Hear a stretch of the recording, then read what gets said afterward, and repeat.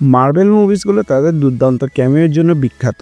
কিছু marble film তো একেবারে ক্যামিও ভরা থাকে, যেমন doctor strange in the multiverse of madness, যেখানে আমরা ব্ল্যাক বোল্ট, প্রফেসর এক্স আর ক্যাপ্টেন কার্টারকে দেখে একদমই অবাক হয়ে গিয়েছিলাম। ক্যামিও মানেই হঠাৎ আসা একটা সারপ্রাইজ, যেটা আসার দর্শক করে না। আর এর চেয়ে ভালো এন্টারটেনমেন্ট আর কী বা হতে পারে। মার্বেল ফ্যানরা ক্যামিও এতটাই ভালোবাসে যে কোনো মুভিতে ক্যামিও কম থাকলে তাদের হতাশা স্পষ্টভাবে দেখা যায়। আর যদি সরাসরি বলতেই হয়, অ্যাভেঞ্জার্স ডুমসডে হতে চলেছে একটা ক্যামিও ফেস্ট। এই ভিডিওতে আমরা আলোচনা করবো সেই সব সারপ্রাইজড ক্যামিও নিয়ে যেগুলো ডুমসডেতে দেখা যেতে পারে। তাই মনোযোগ দিয়ে দেখো, কারণ এই লিস্টটা সত্যি অনেক ইনসেইন। চলো শুরু করা যাক আজকের ভিডিও।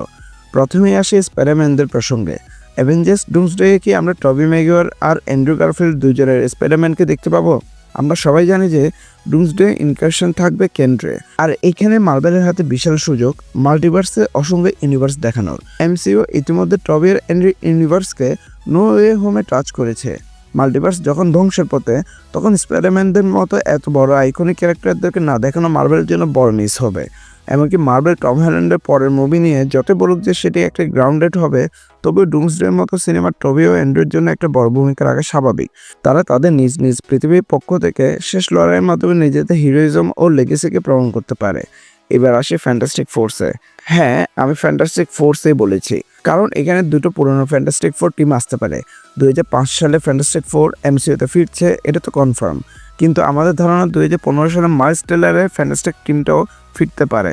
2015 সালে মুভিটা ছিল লুজলি আলটিমেট ইউনিভার্সে ভিত্তিক, আর আলটিমেট ইউনিভার্সের মেকার নামে ডার্ক রিচার্স কনসেপ্ট রয়েছে। কিন্তু এখানে একটা টুইস্ট থাকতে পারে। আমাদের মতো মাইলস টেলার না, বরং 2005 সালে রিড রিচার্সেই মেকারের ভূমিকা পালন করবে। কেন এমনটা হতে পারে তারও যথেষ্ট কারণ আছে। 2005-এর ফ্যান্টাস্টিক ফোর মুভির মধ্যে গ্যালাক্টাসের মুখোমুখি হয়েছিল তারা। সে অভিজ্ঞতা তাদের বোঝালো মহাবিশ্ব অসংখ্য ভয়ঙ্কর হুমকি রয়েছে, যেগুলো পৃথিবীকে ধ্বংস করে দিতে পারে। আর সেই চিন্তা থেকে রিড হয়তো আরও কঠোর পদক্ষেপ নিতে শুরু করেছিল, যা তাকে ধীরে ধীরে মেকারে রূপান্তরিত করেছে।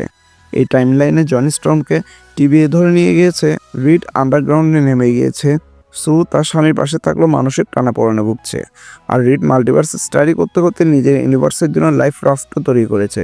কিন্তু ইনকারশন এসে পড়ে তাদের ধারণার আগেই, ফলে সে তার রাফট ব্যবহার করতে পারে না। অন্যদিকে পেড্রো পাস্কেলের রিডও নিজের লাইফ রাফট তৈরি করেছে।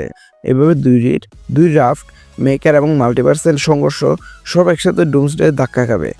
এবার আসি ক্যাপ্টেন আমেরিকা হাইড্রা ভেরিয়েন্টে। হ্যাঁ, ক্রিস ইভান্সও আবার ফিরতে পারেন, তবে এবার তিনি হবেন হাইড্রা সুপ্রিম। এই ভার্সনটা সুপার সোলজার স্টিভকে হাইড্রা খুঁজে পায় এবং ছোটবেলা থেকে ব্রেন ওয়াশ করে। তাকে অ্যালাইড নেশনসের বিরুদ্ধে নিয়ে যাওয়া হয়, আর বছরের পর বছর সে হিরো সেজে আসলে হাইড্রার হয়ে কাজ করে। এমসির মূল টাইমলাইনে এই ধরনের গল্প দেখানো সম্ভব ছিল না, কিন্তু ডুমসডেতে ইনকারশনের সুযোগ নিয়ে এটিও দেখাতে পারে। হাইড্রা সুপ্রিম স্টিভ রজার্স তার পুরো পৃথিবীকে দখল করে নেয় এবং হয়ে ওঠে হাইড্রার শাসক। এই ইউনিভার্সে পুরো বিশ্ব সরকার পরিচালিত হয় হাইড্রা সুপ্রিমের হাতে। আমরা কিছু দৃশ্য দেখতে পারি যেখানে হাইড্রা সুপ্রিম নির্মমভাবে আর্থ অন আর্থ টাইপ ইউনিভার্সের হিরোদের হত্যা করছে। এতে দর্শক বুঝতে পারবে যদি স্টিভ রজার্সের নৈতিকতা না থাকতো, তবে সে কতটা ভয়ঙ্কর মনস্টার হয়ে উঠতে পারত। ক্যামিও ফেস্টের পরের নাম ডেডপুল এবং উলভারিন। এই দুজন ডুমসডেতে প্রায় নিশ্চিতভাবে থাকবেন, আর এর বড় কারণ হলো টিভিএ। ডেডপুল এবং উলভারিন মুভিতে দেখা গিয়েছিল ডেডপুলের পুরো টিভিএর সঙ্গে শত্রুতা ছিল না, সে শুধু প্যারাডক্সকে ঘৃণা করত। বরং এটা সম্ভব যে ডেডপুল মাঝে মধ্যে টিভিএর সঙ্গে কাজ করেছিল। আর যখন মাল্টিভার্স ধ্বংসের মুখে এসে দাঁড়াবে, তখন টিভিএ নিশ্চয়ই ডেডপুলের মতো কাউকে কাজে লাগাতে চাইবে।